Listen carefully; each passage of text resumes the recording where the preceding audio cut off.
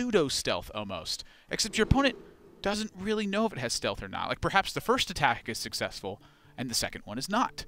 I think it's a very good aggressive card that offers you some potential for your opponent to just mess up by no merit of their own, just by the card, you know, of it virtue being a pretty tough to attack minion sometimes. Maybe a bit of a sleeper card for the set, something that not everybody expected to be very powerful, but Sintolol finding a spot for it in his Paladin deck. Up first, though, it is going to be Sintolol on the Hunter up against SamuelTsao on the Mage deck, and I'm expecting this Mage to be quite similar to the one that we just saw from Ali Straza. It is very likely a Baku the Moon Eater odd style of Mage. And then this Hunter for Sinto, we do get to see right off the bat 2 new cards. The Ornery Tortoise, which when you play that on turn 3, you can go right into Houndmaster. Then you have a 5/7 with Taunt on the board. Incredibly powerful for a mid-range style of Hunter. Yeah. And now SamuelTsao, we had to get the questions translated, so we couldn't do the interview in real time. But you know, asking about favorite card from the set, Janalai the Dragonhawk was the favorite card, and that is the Loa of Mage, a 7-mana 4/4 that says Battlecry. If you've done at least 8 damage with your hero power, summon Ragnaros, the Fire Lord. And I think that's, like, to me, what really speaks to so many people in this new set. The fact that that card was Hall of Famed, Ragnaros the Fire Lord, and now there's a way to bring it back, but you have to pay your dues. You have to pay respect to the Fire Lord and get him summoned properly. Ragnaros will live on forever in Hearthstone. I love that they keep allowing him to come back into the standard format in some way, shape, or form, and of course, via the use of Janalai and 8 damage, at least done by the hero power over the course of the game. We do get to summon our Fire Lord friend back again. We didn't get to see it in the last series, but maybe Samuel is going to be able to pull it off. Yeah, and so pretty similar looking stuff to what Ali had there. It looks like less of an elemental package, more of just a generic strong minion package for SamuelTsao, which I quite like. I think that generic minions are pretty solid. Ooh, Janalai gets drawn as well. This does look to me like more of a strict control style of an odd mage deck that does still curve out into the Janalai and the Frostlich Jaina at the top end, whereas Ali Straza had some more mid-rangey minions in there with that elemental synergy. What are you laughing about? Ornery Tortoise, 5 life to get effectively 1 extra health on a 3/4 beast. It sounds crazy to me, but honestly, it seems like it's not too bad. If this hero power wasn't upgraded for SamuelTsao, it wouldn't be checked this turn.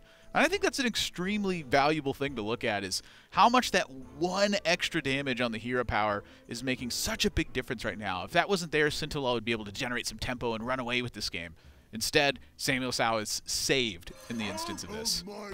The Hunter is all about applying pressure consistently. If it loses that board presence, if it loses that tempo, it can really suffer. So the Ornery Tortoise does seem to make a lot of sense in a deck like this. Yeah. Maybe also could see an appearance in something like an Odd Paladin. Like, you're going to take a lot of damage, but I think Secret Hunter can do pretty well versus other aggressive decks typically, and so just having that little bit of extra health can help snowball a board. At times, this Tortoise might have just died instead, and now it's got a big taunt with Houndmaster thanks to that. That's what I'm talking about, the Houndmaster right off the top. It's not going to be any match for the Voodoo Doll and the hero power, but you're seeing the power of a rather non-assuming little neutral tortoise. Good old Sinto's right face. off the bat here. The hat lets me know how cheery he actually is, despite the fact that this was a sad turn. Sintolol has had far worse happen. Like we said in the interview, there are no Shutterwalks to be burned here today. And this Black Cat will trigger that Cobra to be summoned. Venom Strike Trap activating when a minion is attacked. I'll be curious to see how Sintolol wants to follow this up. You know, Spellstone's already upgraded 1 time. Secret would upgrade it again, but I'm thinking 3/3s might be pretty good. Now, the thing to really think about for me is that for Zul'jin, it will cast whatever Spellstone it was at the time. So if you upgraded this to a greater Emerald Spellstone, Zul'jin would be duplicating that as well. The Spellstone actually changes into whatever the Spellstone level is. And I think that's a really cool interaction with Zul'jin, the fact that it'll recognize what your previous plays were on those particular cards. It is very powerful. The issue then with that, though, is if you do expend so much into Wolves very early on, but then maybe you would rather resurrect Tumai Side from Zul'jin. Yeah. Depending on the order that it happens in, your board can get a little bit full. Maybe you don't get a Huffer that would immediately win the game for you. Instead, you get a bunch of Wolves. I was actually trying out a Zul'jin deck, and I was running copies of what is the card called? It's a 2-mana card from last set. It says, give a minion that you control +3/+3 and rush this turn. Goblin Prank. A Goblin Prank, and then it goes away at the end of turn. I was using Goblin Prank so I could rush in the wolves that I was resummoning from Spellstones, and it was pretty cool. I mean, it didn't always work, but sometimes the Goblin Prank would be played on a Huffer instead, and I would be able to get in for 7 points of damage.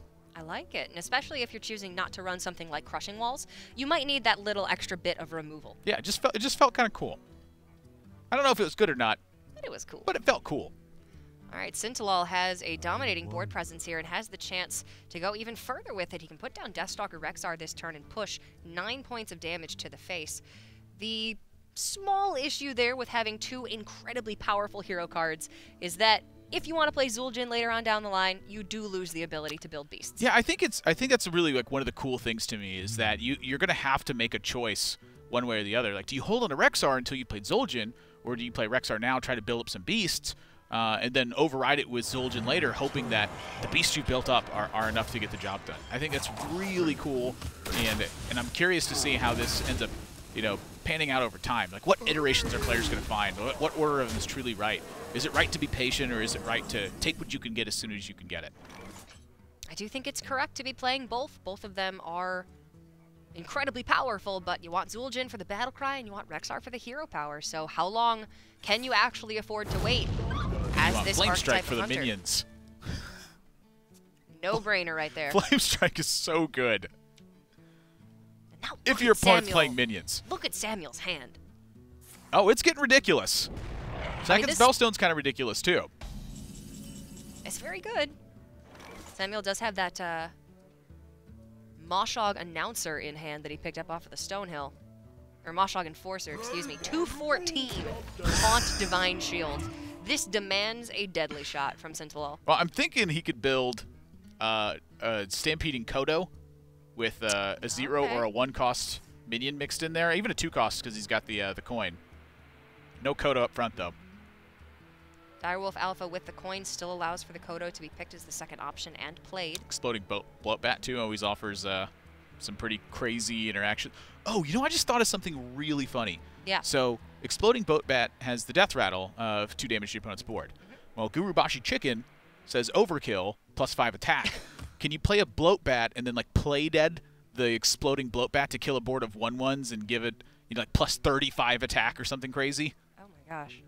Rexar is, to me, one of the most interesting cards when new beasts get introduced because it changes how the card can just function overall. All those new beasts added into the pool. Suddenly we have these new powerful combinations. Huffer is very, very good, but here going to be 4 damage into the Moshog, and then it will die.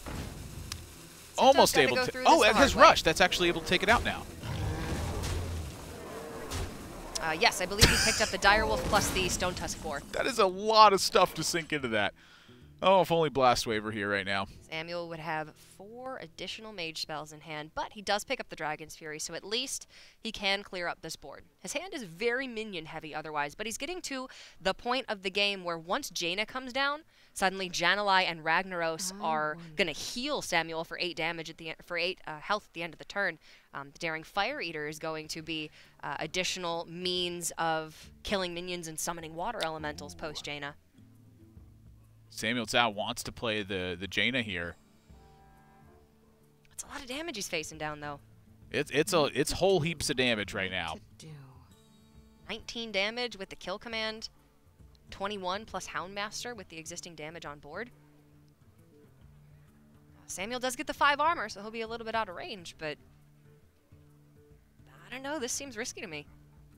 You never know what Sintolol could build off of that build of beast. I feel so tempting to be just blow up the board. I think you blow up the board. You get to play the Tyrant as well. Maybe drop that Pyromaniac preemptively. Well, there's Blast Wave, but that's a reveal to deal some damage here. That's the Tyrant. And play some stuff.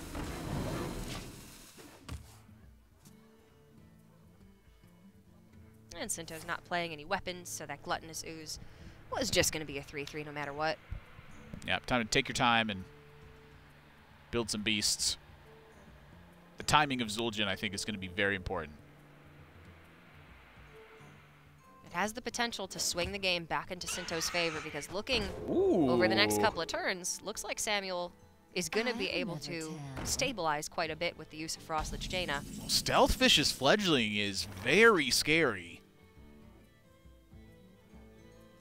And I don't think the hero powers dealt all that much damage this game. You need to deal 8 total damage with hero power to unlock Janalai. Yeah, you're right. I don't know if the think it's been Ragnaros is 2. activated.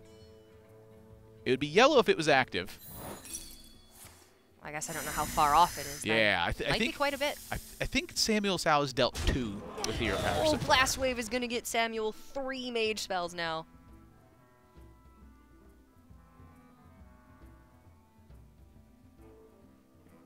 the Arcane Tyrant wants this Jaina. The Arcane Tyrant provides healing with the Jaina as well. So that is a pretty important facet. Do not fear power. All right, passing up some Blast Wave value, but the faster you get Jaina online, the better your next turns become. Yeah, that's a lot of extra life. You know, suddenly that Vicious Fledgling isn't representing that lethal potential anymore. And just as the secret gets activated, Sintolol draws 3 mana 2/4 that says if you control a secret, summon a secret from your deck. Yep, that's the Masked Contender. It does not work with the Secret Keeper, though. Correct. Secret Keeper says when a player plays a secret, and play a secret means to play one from your hand. Means to actually spend mana on it. But still, very welcome addition to a secret-oriented style of Hunter.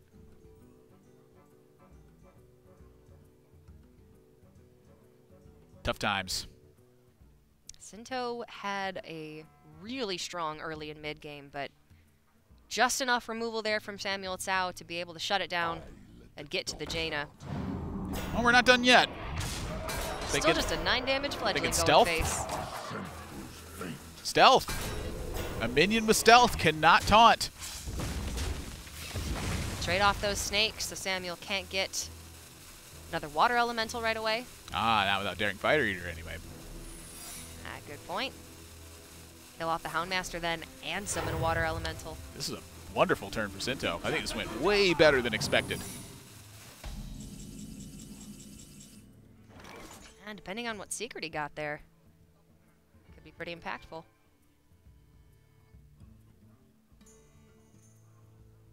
Yeah, secrets in the deck are Venom Strike, Wandering, Snake Trap, Freezing Trap, Explosive Trap. And since he played an Explosive Trap already, it's not one of those.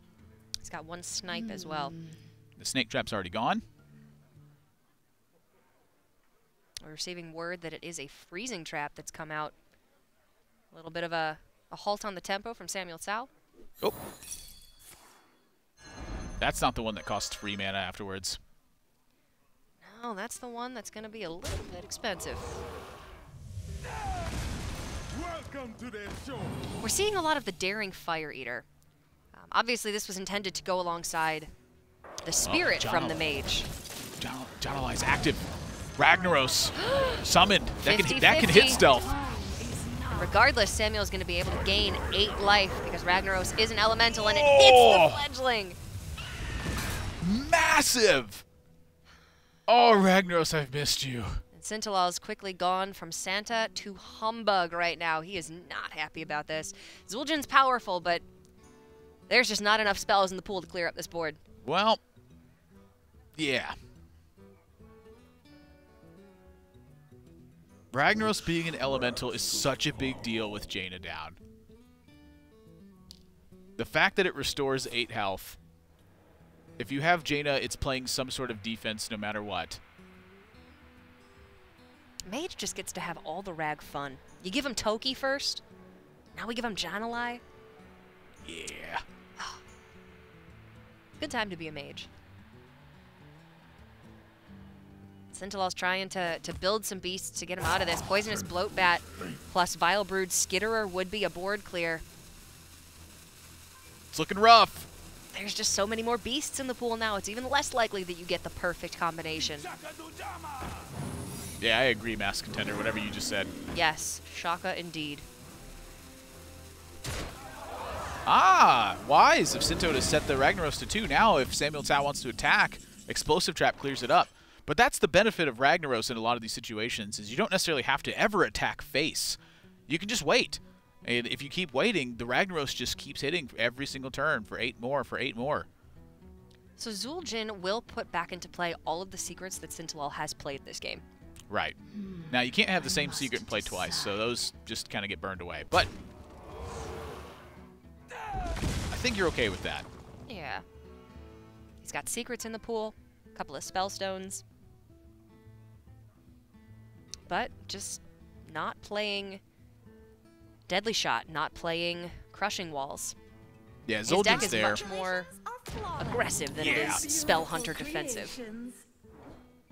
Definitely for the aggression aspect. Oh, look at that. A Reckless Experimenter. It's a 5-mana 4/6 priest card. It says your death rattles cost 3 less, but they die at the end of the turn. Happens to have some pretty good synergy with Voodoo Doll sometimes.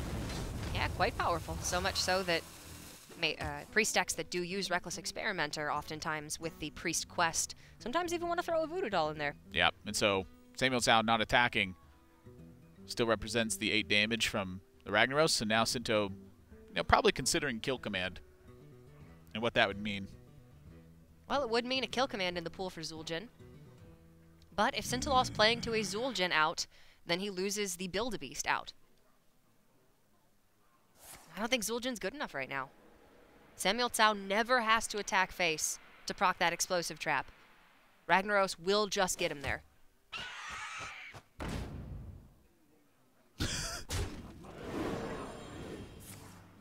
Thing of beauty to behold. Never underestimate the bird, but this bird has to carry a lot of weight on its wings.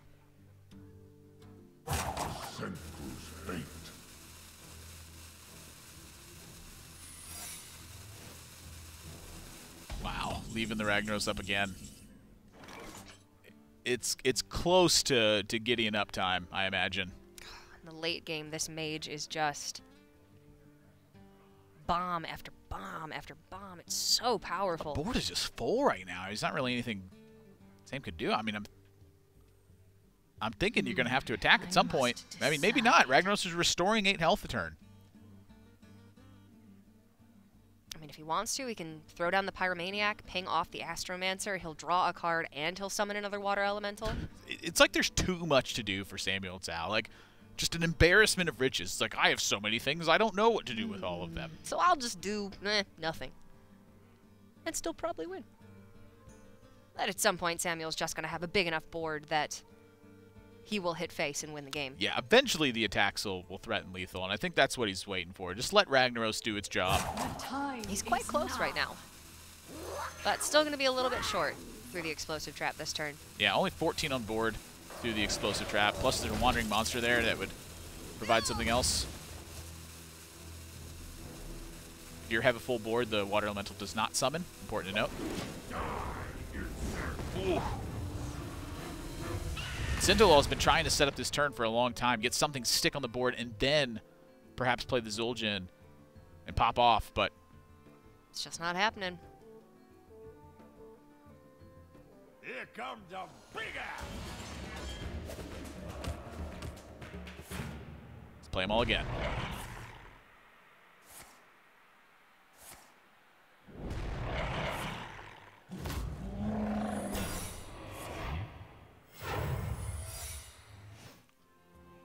All right, now I don't know about you, but I'm thinking a double blast wave turn for some style points here. Let's put that hand right up to 10. You can even Voodoo Doll the Misha if he wants to. I mean, yeah, you're going to kill your own board. Big deal. Who cares? It's pride points on the line here. I'm sure that Samuel does care, but ooh, this is sweet. I must decide.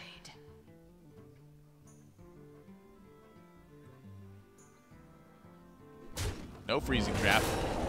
Board's full, so No more Ragnaros. Venom Strike will This not is the activate. final one alive.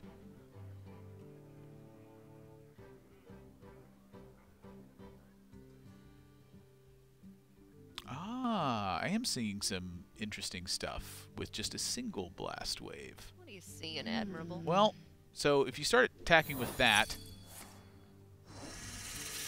the order of traps there is actually pretty paramount too. If it's snake first, you get the extra snake token to blast away with, but if it's Venom Strike first, you get the same effect.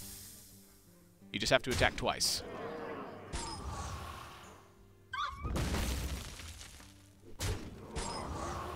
SamuelTsao being very patient, biding the time, and figuring out what order to do this in. He doesn't want to give up his own board. Can't play Astromancer and Voodoo Doll in the same turn.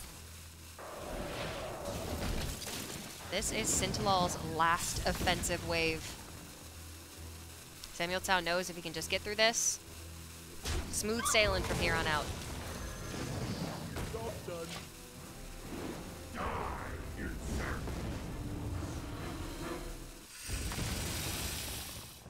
Zul'jin's hero power, deal 2 damage. Can target face, can target a minion. Yeah, not quite the spectacular hero power of Build-A-Beast. Well, Sintolol doesn't quite see lethal here, but effectively, he knows this game is over, so he is going to concede here. Yep. SamuelTsao taking game number 1. And that right there is why Zul'jin has 1 arm left. Still able to fight with the best of them. SamuelTsao, though, crushing the board, taking over, and saying nothing touches me. Don't talk to me or my Ragnaros ever again. Well, we're not going to see them again for this series. We are playing Conquest format.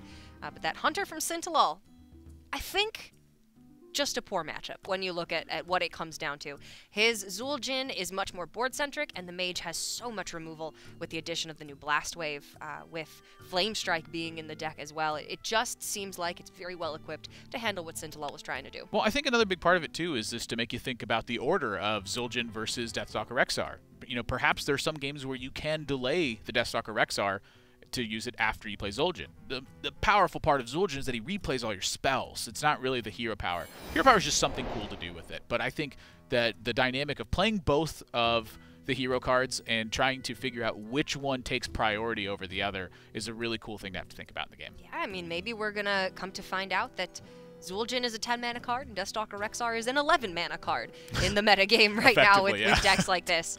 It, of course, allowed Sintolol to push 9 damage right away, but came up very short in the late game, whereas maybe a couple more beasts, if he got the exact right ones, could have gotten the job done. But no dice this time for Sintolol, so he's going to have to bring out that Hunter for another ride. SamuelTsao left with Paladin and Warrior. Paladin benefiting quite a bit from High Priest Thekel, allowing this heal control Paladin variant to seem very, very powerful. And we saw in the last series Dione taking an OTK route with the deck and just sort of expanding on what was already there. Yeah, I think that card is one of the more interesting cards in the game to me. The High Priest Thekel, 3-mana 3/4, convert all but one of your remaining health into armor. So if you have 30 health, you get 29 armor, and then a chance to start using your heal cards very early on, perhaps if you haven't taken damage, if your opponent's playing a bit of a slower deck, and then take advantage of those heal cards with some of the new stuff that's out there, and some of the old. Blackguard from an older set, 6-mana 3/9, it says whenever you heal, deal that much damage to a random enemy minion. Cards like that get unlocked with a lot of the new synergies that Paladin got in this set. So a new archetype looking like it could be born, and I'm really excited to see what it can bring. A little bit more Shirvala the Tiger action there as well. Does look like that is the variant of Paladin we're going to be seeing from Samuel, but then we've got his Warrior deck. And this is far more leaning into the Warrior archetype that was created from Rastakhan's Rumble. The one we saw prior was an Odd Warrior, very powerful, but not all that much different in essence from the Odd Warriors we had in the last set.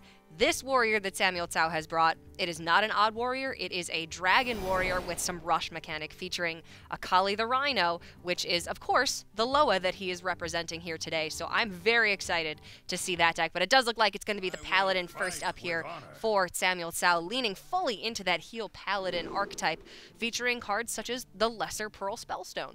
Yeah, I think that Lesser Pearl Spellstone is actually a really strong Paladin card, and I think it has been for a while. The trouble was actually with a lot of heal Paladin decks, you know, because they want to focus on containing the board a lot, they didn't actually have a way to really deal themselves damage without some really poor options like Light's Justice to be able to just simply hit a minion and deal yourself damage. I think it's a really cool effect that now you have so many different ways to interact with that. You know, you have Crystallizer that's in there. There's a new Paladin card that's a 1-mana 2/2 weapon that says Battlecry, deal your hero 5 damage.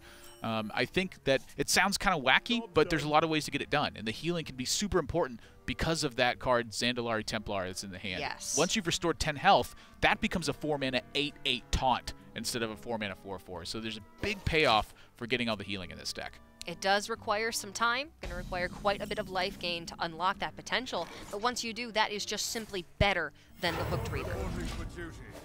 We can see SamuelTsao got a pretty mid-rangey hand going on here, but with High Priest Thekkel coming down next turn, suddenly all of that healing potential is unlocked going forward. Oh, yes. And there's simply one of the most straightforward cards to be added to the archetype, the Flash of Light. Heal 4 health and draw a card. Yeah, just a cool card. The Corpse Taker package in here as well. The thing that I love about the call is it's a 3-mana 3/4. Just a reasonable body for what it is, but such a game-changing effect. Picture yourself against like a Mind Blast Priest style of deck where they're not really seated much in minion damage, and they're much more seated in that burst from hand damage. There's a chance for you to get so far out of the range of those that it requires your opponent to have a much more elaborate setup in order to execute that. I think it's really cool, and I can't wait to see how and if this card can really change the game plan for some of those decks. I do think this archetype has so much potential. I just worry that without the Uther of the Ebon Blade OTK, that the win condition could be a little bit loose. There's not a whole lot going on that they have definitively to win them the game past all of the healing potential that they have. Whereas Control Paladin before last year featured N'Zoth at the top end as sort of that last little bit of oomph. Shirvallah the Tiger is very powerful, but I don't know if it's powerful enough to close out a game. Well, maybe some 8/8s and some 6/6 taunts and so on and so forth. Sometimes just some big stuff. You know, I think the deck can play pretty similarly to how Evenlock does. You know, Even Warlock just continues to play threat after threat after threat after threat. I think this deck can operate fairly similarly to that, just on a completely different scale. Like, rather than paying life and drawing cards, you're restoring life and playing big things as a result. Just kind of cool. Hey, anything new, I am happy to see. Crystal Smith Kangor fitting in very well, of course, having lifesteal and gaining double the health for every point of health that it restores. Yep. No Wind Fury minion, but there is Divine Shield and Taunt and Lifesteal, which I think are the 3 important factors that this deck is really looking for. This is not an even Paladin looking to smork down the opponent with Wind Fury Harpy in the deck and then a Blessing of Kings onto a Corpse Taker on turn 5 for 14 immediate damage. This is a slower burn. Yeah, and then we see Sintolol playing a very similar list to what SamuelTsao was playing in game number 1. Just get some stuff rolling and start taking over. The slow takeover is a very real thing. I'm curious to see if he can execute the same game plan. Yeah, this Odd Mage seems very well defined for only 24 hours into the new expansion. It does seem like most players have had a lot of time to think about this one, and it has been fleshed out very well. These Corpse Takers came down timely. I believe it's the last Divine Shield minion, aside from Ziliax in the deck. Shirvallah the Tiger. Now, I know it looks strange at 25 mana, but it is a 7/5 Divine Shield Lifesteal Rush. It's the Paladin Loa, and it gets cheaper every time you cast a spell. So, you know, think about the turns where you're playing Spike Ridge Steed, or you're using Equality and Consecration. Those cheapen the card effect every single time you play one. So it can provide some massive tempo, albeit later in the game, but for a super massive effect. Yeah, that mana cost is going to drop quite rapidly. And now SamuelTsao, having healed for the full 8 life that he needs to activate that Zandalari Templar once this Corpse Taker connects to face. A new cool facet of the cards that track as well. You don't have to necessarily keep track of all of it in your head. It'll have some little reminder text on there and tell you how much left you have to go. Gotta say, I'm a fan. I'm a big fan. I'm a fanatic. I'm just actually a big fan, like, you know, Just like blowing. spinning out. Yeah. That's good. Play to your strengths, whatever Helps makes you keep happy, cool. man. There's going to be a lot of fire on the side of the mage, but also some ice to keep it cool. I'm so glad to see Black Cat getting some play too. I think this is one of like my favorite cards out of the Witchwood. Azure Drake Reborn. It took some time, I think, for it to get the right support, but that's the nature of your deck when you can only play odd cost cards. This is just a 10-13 hit and face, Admirable. Well, you know, kind of casually. Perhaps the Voodoo Doll was a bit early to contest. But maybe Sintolol simply does not know that the Zandalari Templar exists. He's an aggressive player. I don't think he's jumping right into a heal control paladin deck. Yeah, I mean, I think Zandalari Templar is pretty good. All right, Onyxia is a really strong pull from Astromancer. That could have just as easily been a 2-4. Well, there's not the follow-up damage, so True Silver Champion would have been able to do it here for SamuelTsao, but does have a draw if he wants to try and take that. Flash of Light, draw a card. Pretty good trade-off in replacement of Holy Light, I would say. You know, Oh, yes. 2 less life on the heel to draw a card. That's what Warlocks do with their hero power. And Paladin does need that ability to cycle through the deck if they're not running the Wild Pyromancer Acolyte of Pain combo, which has historically been in control Paladin decks. But there's just so many of these sweet healing minions that Samuel wants to run. You don't really want to make space for Pyro plus Acolyte. 4 spots is a lot of spots when you have all these new cards to play. Looks like heal up first. For the out. So Blood close. Claw, 2 off. So close.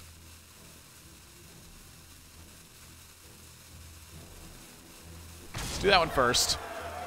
That's always going face. Ziliax can clear up the Black Cat and force Sintolol to have some way to get through the Stegodon after he's able to kill off the Zandalari Templar. Got to figure out a way to get some life back. He's got an Arcane Artificer in hand. He's got to figure out a way to kill the Zandalari Templar as well. Oh, I think his requires- board's gonna go in. It's so Look, much I never stuff to said it was use. good. It's so much stuff to use. I don't want to use all of it. You gotta do what you gotta do, I know, Admirable. it's upsetting me. Use your breathing techniques. Very good. Stay.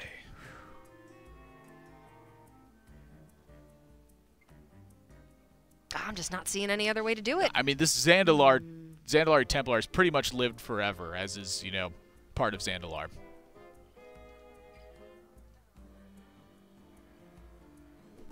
If Sintolol is able to survive, Ah, Blast Wave. For whatever reason in my head, that was not enough trade damage onto the Zandalari Templar. It was just invincible in my mind.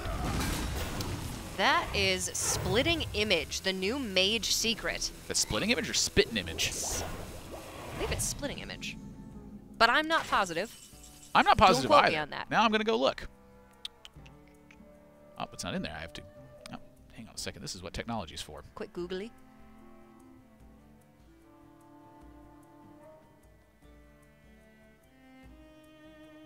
Whenever your minion is attacked, summon a copy of it.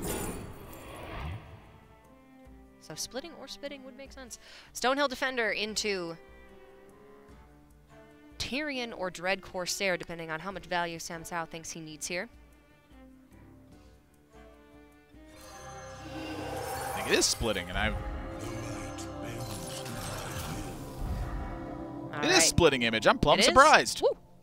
Now we're seeing some of the lesser appreciated Paladin legendaries hitting the board and making themselves known. Crystalsmith Kangor, he's gotten a little bit of popularity in even Paladin as of late. The Glass Knight as well is an option in that deck, but here I think is where they are really going to shine. I love those cards.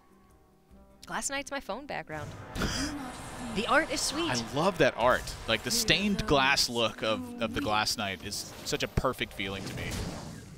But now Sintolol gets down Frostlich Jaina. He has Baron Geddon in hand to be able to deal 2 damage to the entire board and heal as much damage as he deals. Yeah, this was, you know, kind of almost demonstrating the importance of burst damage. Even if your deck is like a pretty heavy-handed healing deck, you know, still any amount of burst damage really for SamuelTsao would have been enough to close in that spot. So, you know, you dedicate a lot of slots to healing, it's tough to put in that much burst damage. You know, that's something else you got to think about as you're brewing up some new decks. Sure, you might be able to gain control of the board, you might be able to control the tempo, but at a certain point, it might get a little bit out of hand. So, you know, think about that when you're building some decks. How do you deal just a little bit of extra damage from hand? I mean, Sam was just 1 true silver away from being able to close out this game. That's kind of what I'm talking about. If this Paladin loses that edge, it's hard for them to close out games. They don't have a well-defined, this is my win condition card. For Mage, Frostlich Jaina all day, every day. Well, Jaina's insane. That's like one of the best cards in the game. It's like the reason that you're playing Odd Mage, really. Go to build a Mage deck, start with Frostlich Jaina, flush it out from there. Yeah, Divine Shield does prevent lifesteal from happening on Sintolol's side, so able to force some extra damage effectively, and then Tyrion from the Stonehill defender. Glass Knight gets the Divine Shield back because Samuel did heal off of that Kangor. All right, so this is the recovery turn. Can Sintolol come back from this? Hero Power Baron Geddon's looking like a lot of damage. Yes, yes, it is. He can get a Water Elemental as well. Oh, you could also Baron Geddon in Splitting Image in this spot. Oh. So I had not considered that, actually. your opponent would keep a Glass Knight around.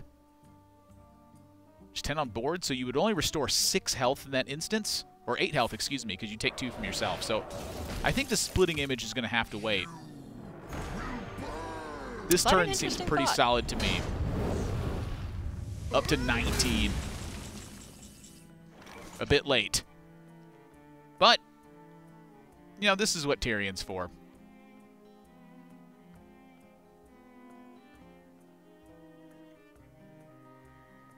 Sintolol is going to be a little bit too outside of the range of just 3 swings of Ashbringer to end the game. But Samuel is going to be thinking about how can he deal damage without having to put minions onto the board. Every minion he puts onto the board is just the potential for Sintolol to generate another water elemental. Yep. But even without Sam developing, there's 2 Daring Fire Eaters in hand. Yes, those say this turn your hero power does 2 more damage, but it's also just a 1/1. Yep. 1/1 bodies are pretty good for Jaina. Sam's got to kill the Baron Geddon, though. He doesn't have any other choice. And with this many weapon charges, it's probably time to start swinging away. Shervala's still at 13 mana, though. Sam hasn't had a chance to play that many high mana cost spells this game. And he does cap out at the Spike Ridge Steed. Yeah, so there's maybe a little bit more difficult for him to get that Shervala online. Not necessarily a dedicated spell deck, but there are enough spells to just sometimes get it done. You know, sometimes you're not going to curve out with spells, sometimes you are. I think a couple more spells in this deck would make that so easy to cast.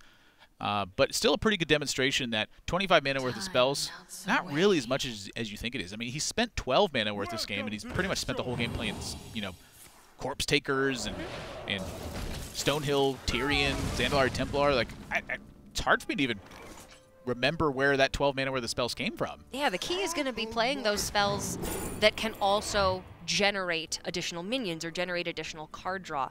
Ooh, now we're seeing the other side of Stonehill. When you don't get the Tyrion, when you don't find the Sunkeeper Tarim. Sometimes you just get the Tauren Warrior. And so what you pointed to might be a real thing. How do you actually close the game with your Heal Paladin deck? And Samuel's got to win a game with this Paladin deck after the Mage from Sintolol.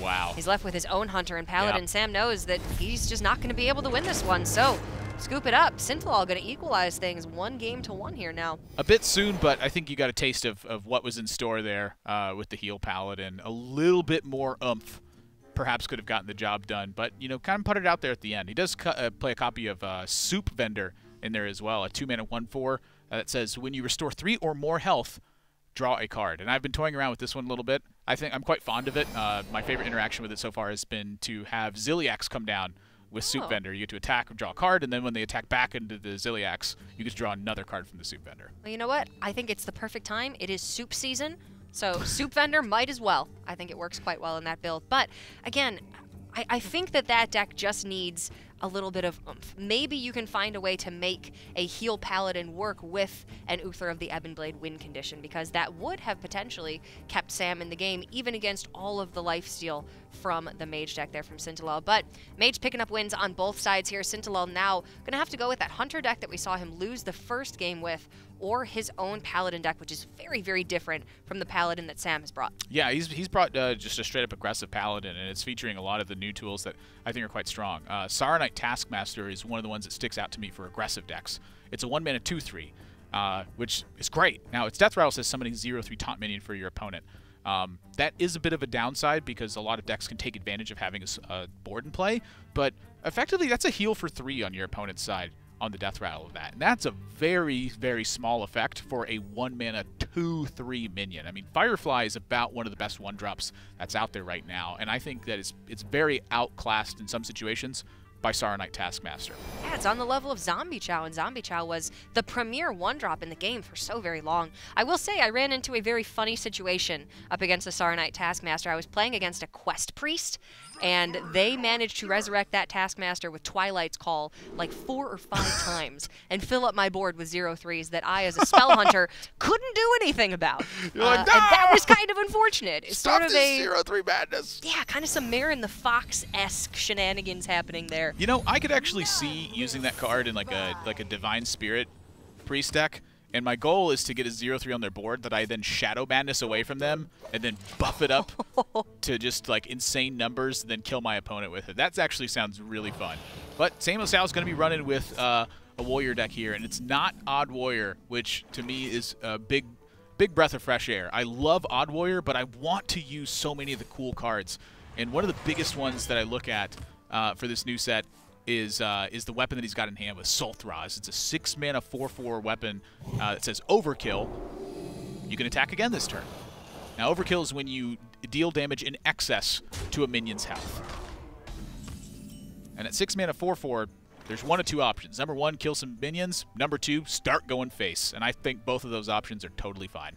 For a deck such as this from Samuel, which does seem to be rather control-oriented, the ability to just chuck 16 damage to face, that's a pretty good option sometimes, too. We've got that Spirit of the Rhino. Your rush minions are immune the turn they are summoned. You can utilize that alongside Akali the Rhino, alongside Darius Crowley, for instance, as a minion who is very powerful but hasn't quite gotten his time to shine just yet, because when he kills a minion and dies himself, he does not get buffed. But with the Spirit of the Rhino, your minions are immune the turn they're summoned. Yeah, I'm quite curious about that card. You know, 1 mana 0-3, it's a fairly innocuous effect, but if you're able to get an activation out of it immediately with a rush minion, your opponent now has like a miniature objective in board. Like, they probably need to take care of that Rhino, or otherwise they can't really attack your rush minions.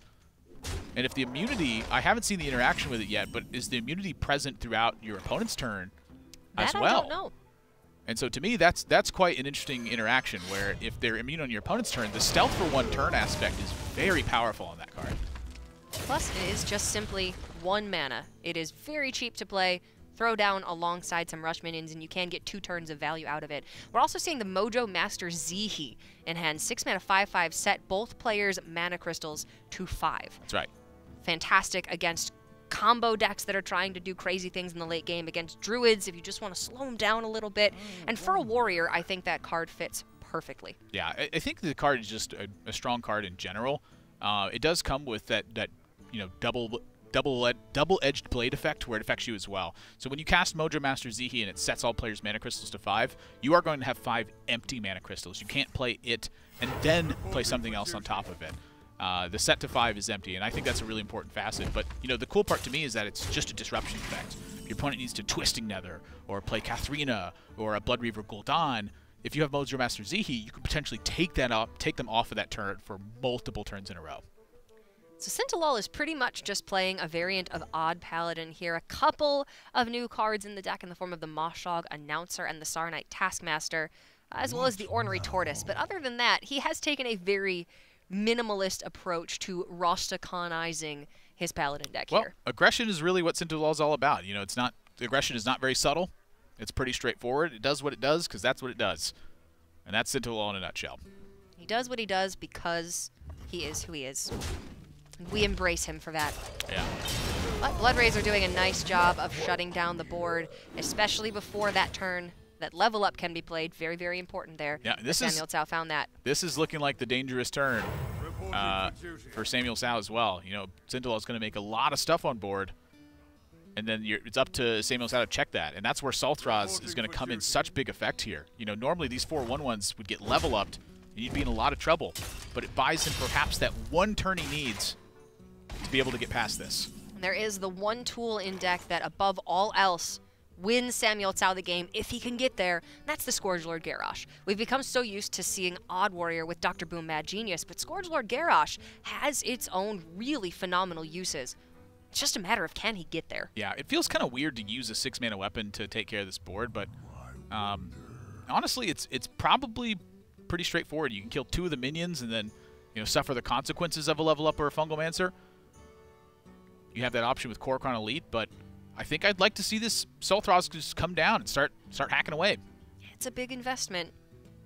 This isn't the ideal use for it, but You'd rather take 4 damage than take 12 damage using it. now you might just be able to afford to take that damage. It's very possible. And that's what SamuelTsao is going to weigh here. Sam's getting pretty close to being dead here. A couple of well-timed level ups, and the game could be over pretty quick. But no, he's going to take it a little bit slower here. We're going to see him clear up 2 of these recruits. Says, I need the board. I need to have stuff. I can't afford to just waste my weapon doing this. It's going to take more. This is simply because Sam knows he doesn't have enough stuff to clear another board of recruits if he were just to Soul Raise that turn. Yeah, it's the follow-up turn that's really the spot that misses. I think with a little bit more help, he could have gotten through this spot. And because he is playing so many dragons and so many rush minions in his deck, he's had to sacrifice a little bit into the removal slots. There's no Brawl, there's no Reckless Flurry in the deck as well. He's really heavily relying on just a single copy of Bloodrazor to be able to clear up the board to get him through to those later stages. And that's already gone. Not a whole lot left going for him. But Sintolol does get a 4 recruit level up here. It's threatening lethal next turn. You can see the 1-mana 2/2 weapon, like how actually somewhat strong it is in the deck too. I mean, even though you take 5 damage from the battle cry, the goal is to push relentlessly throughout the game, and that's the objective that he's accomplishing right now with that card. And suddenly Solthros, it almost cannot be used in this spot. I think that's just way too much damage to take. When you are going to kill your opponent so much faster than they will kill you, getting 4 damage on them, even if it means 5 damage on yourself, is a great trade-off. Yeah. Solthros still gets the job done. You're going to dip very low on life, but perhaps Scourgelord Garrosh is enough to recover from it. Gain 5 armor, hero power becomes Whirlwind effectively. And from there on out, I'm not seeing any life gain for SamuelTsao. He does have 1 Ember Drake. Yep.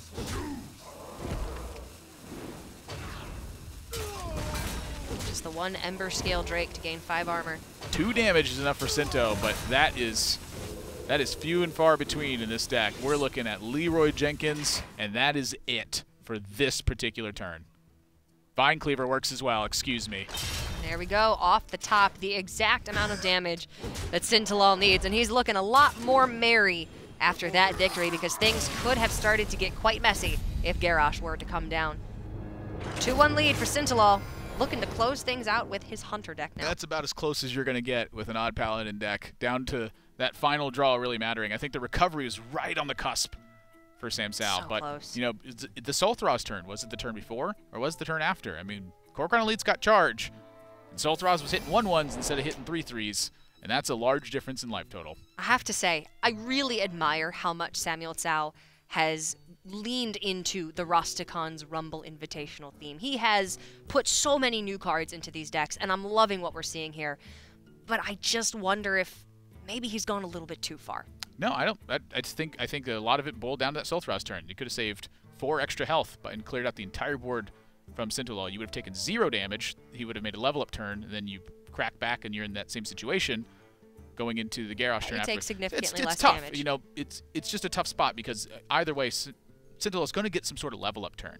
But to me, one of the big things to look at is just the tools that help some of those aggressive plans shut off your opponent. You know, an extra health on an Ornery Tortoise doesn't seem like a lot, but maybe it's enough. You know, taking 5 damage is a lot from a weapon, but perhaps it helps you contain an early opponent who got out to their own early lead.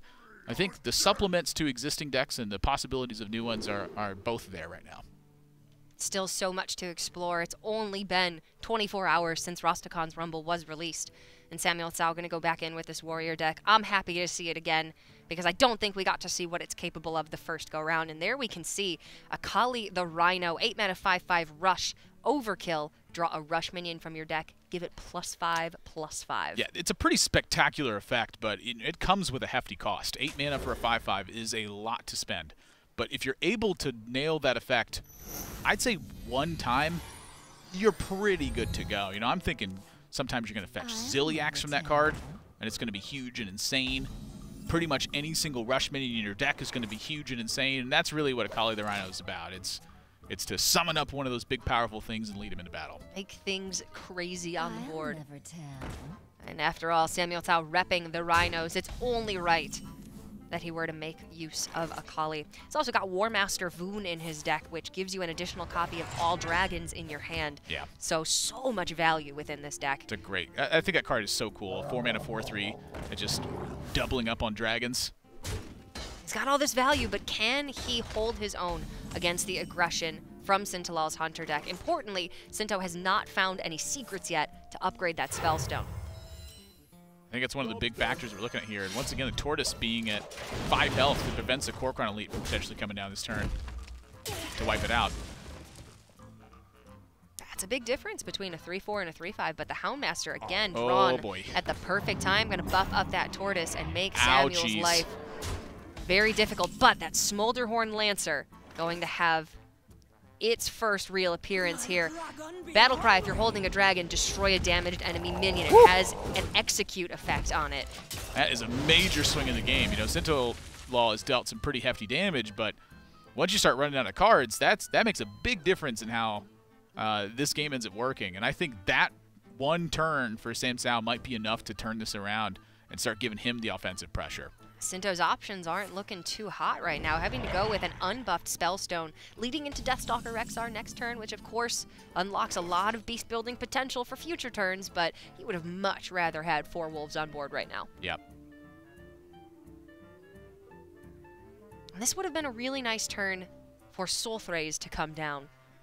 Really show off that overkill potential, but still 1 mana off for Sam. Rush him down.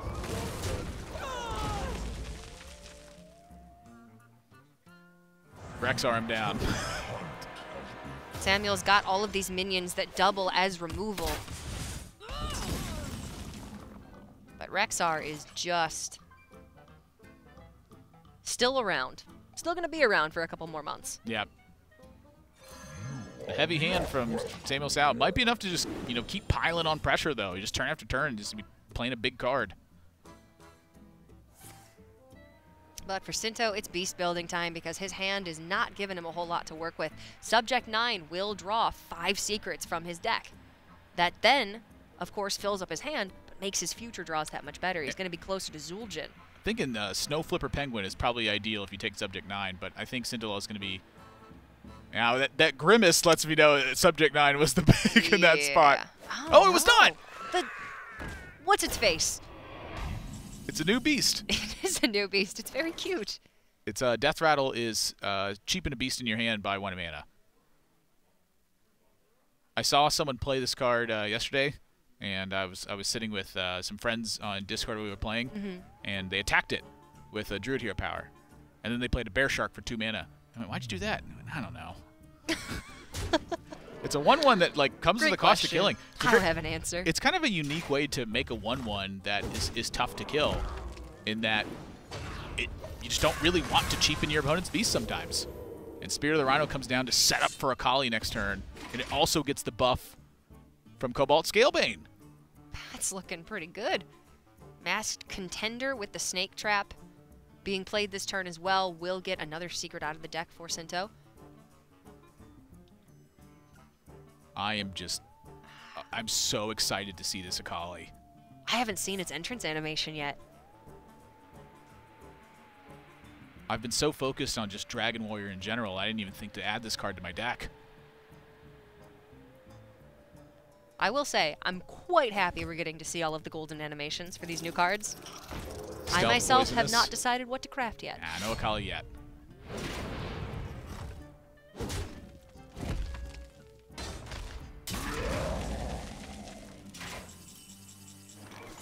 The Ember Scale Drake making an appearance. Very similar to Shield Maiden, but contingent on having a dragon in the hand to gain that armor. I like my mana discount for having a dragon in hand. I want to play dragons anyway. Dragons are sweet. I wonder. But there's a lot of options here for Sam this turn. Thinking 5 armor is the good one. Is getting a little bit low. There are some build-a-beast options that deal damage very quickly, primarily Stone Tusk Boar and the... Soulthraze is no joke. Like, if you're not pressuring the warrior back when they take the advantage, like, you better be ready to take some damage yourself. I mean, think about how much damage Vine Cleaver does by itself. Soul Yeah. Phrase does more. It has 4 durability. Yeah, it does make 1/1s, but it's also a warrior card. If it made 1/1s, I think it would be, like, extremely unfair. Yes. But 16 like I was, damage. it's nuts. Like I was saying, that armor, though, giving Sam a little bit more stability against something like a Stone Tusk Boar and a Bittertide Hydra off of Build-A-Beast. But again, with new beasts added to the mix, like Springpaw right there, Sintolol is going to be less likely to get those really prime beast combinations. I still don't know what Mass Contender says. Not a clue. I don't think we're supposed to understand it. Yeah. And I am okay with that. All right, the Spirit of the Rhino is going to get cut down before we get to see any real rush value off of it. But Akali the Rhino can come down this turn and potentially kill off the Mass Commander. The issue is Samuel doesn't know if that's a freezing trap up. Yeah, I know. That's pretty bad. It's a real thing to think about. So he's going to check for traps and see. You know, think about the Soul Thrace versus Wandering Monster, for instance. You know, you don't necessarily protect yourself from a 4-damage attack in that spot. It's very likely Soul Thrace does kill the 3-mana minion and potentially even attack again. Yeah, Sam doesn't know what the secrets are, so that's what he's checking for. So now, more confident in the idea that it's, you know, possibly a freezing trap that's in play for Sintolol. It just was not an explosive trap or a wandering monster. And that means the remaining secrets are freezing trap, snipe, snake trap, and venom strike trap. Well, snipe is potentially disastrous if Sam wants to try and bounce Darius Crowley. But Ysera, I think, is too slow. There's a poisonous minion on the board that can just kill it right off and allow Sinto to keep putting pressure on. Snipe it is. And now if the other one's freezing trap, venom strike.